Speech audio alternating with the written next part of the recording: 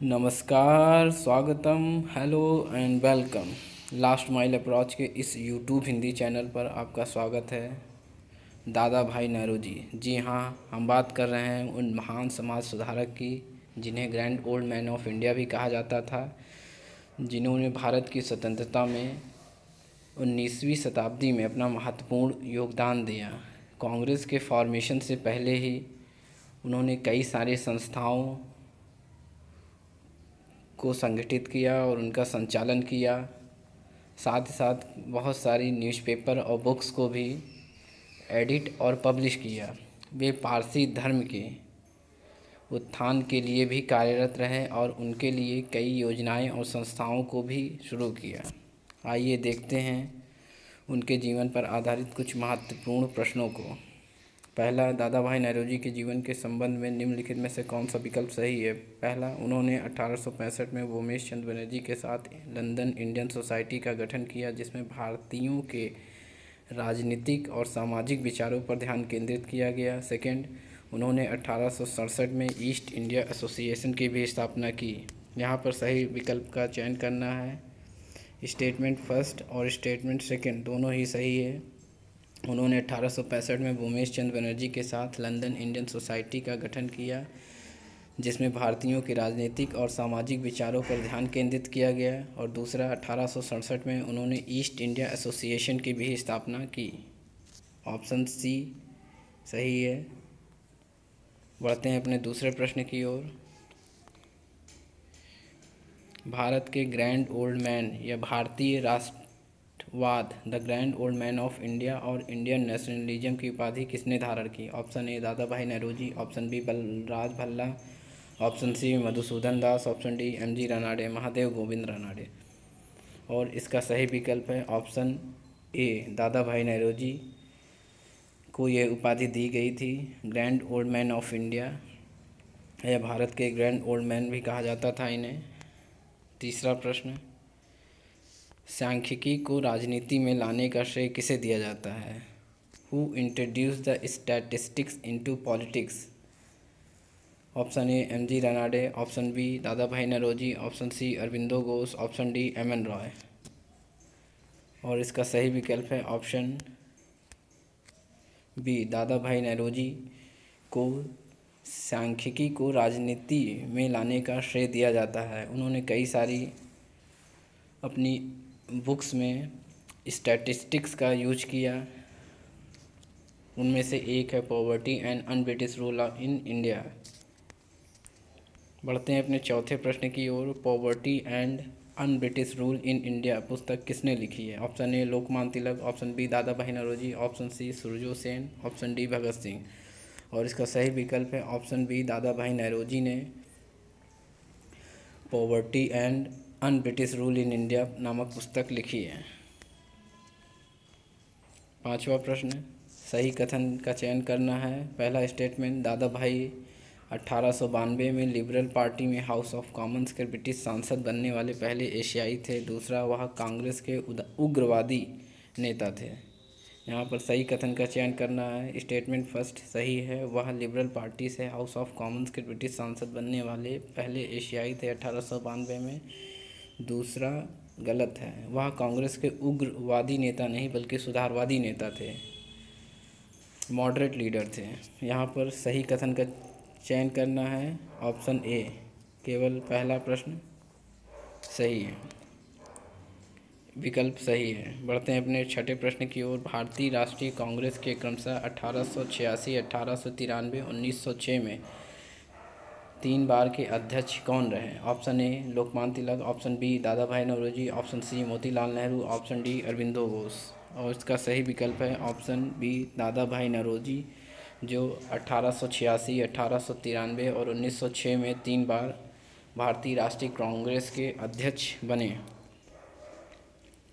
सातवां प्रश्न, पारसी धर्म को उसकी मूल शुद्धता और सरलता को बहाल करने के लिए 1 अगस्त 1851 को रहनुमाई मजदयासन सभा की स्थापना किसने की? Option A Dadabhai Naoroji, option B Bhikaji comma, option C Rustam comma, option D Firoz Shah Mehta. और इसका सही विकल्प है option A, Dadabhai Naoroji ने रहनुमाई मजलिस सभा का गठन किया।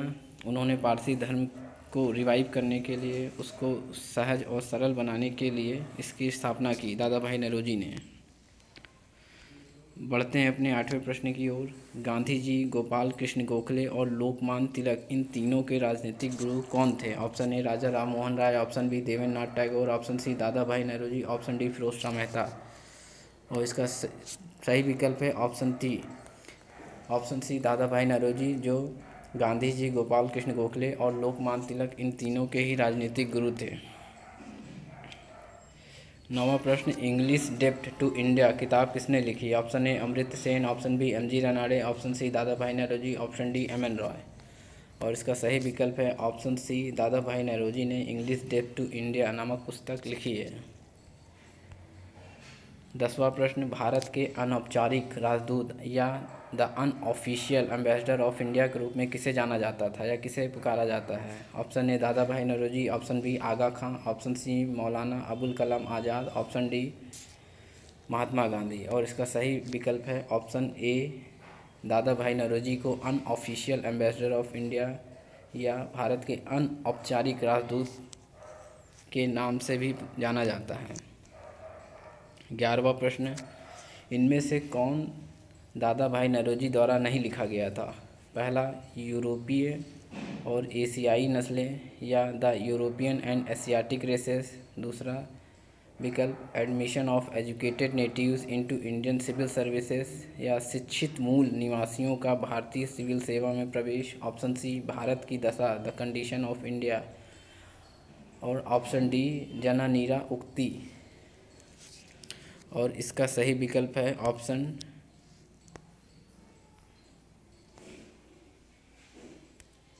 ऑप्शन डी, जननीरा उक्ति। यहाँ पर नहीं लिखा गया है, यह पूछा गया है, तो ऑप्शन डी सही है, क्योंकि जननीरा उक्ति नामक बुक या पोयम यह उत्कल गौरव मधुसूदन दास ने लिखा है और ऊपर के तीनों ही दादा भाई नौरोजी ने लिखा है। Option D is correct. बढ़ते हैं अपने 12वें प्रश्न की ओर। Parsi religion and the manners and customs of Parsi नामक पुस्तक किसने लिखी है? Option A Dadabhai Naoroji, option B Firoz Shah Mehta, option C M H. Cama, option D K Cama. और इसका सही विकल्प है option A, Dadabhai Naoroji ने Parsi religion and the manners and customs of Parsis नामक ये 2 पुस्तकें उन्होंने स्पेशली पारसी जीवन पर आधारित, लोगों के जीवन पर आधारित नामक पुस्तक लिखी है। बढ़ते हैं अपने 13वें प्रश्न की ओर।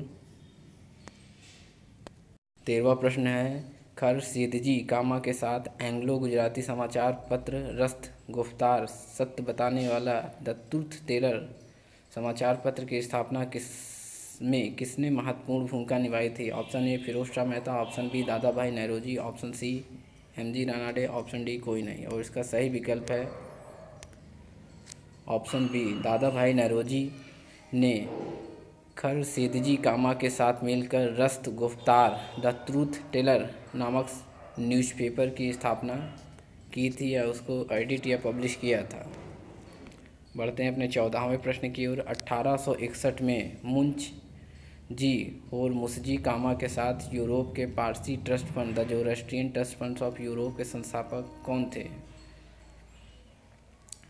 Option A Mahadev Govind Ranade, option B Dadabhai Naoroji, option C Tej Bahadur Sapru, option D M.N.. Roy. और इसका सही विकल्प है option B, Dadabhai Naoroji ने मुंशजी होरमुसजी कामा के साथ मिलकर 1861 में the Zoroastrian trust funds of Europe नामक संस्था की स्थापना लंदन में की थी।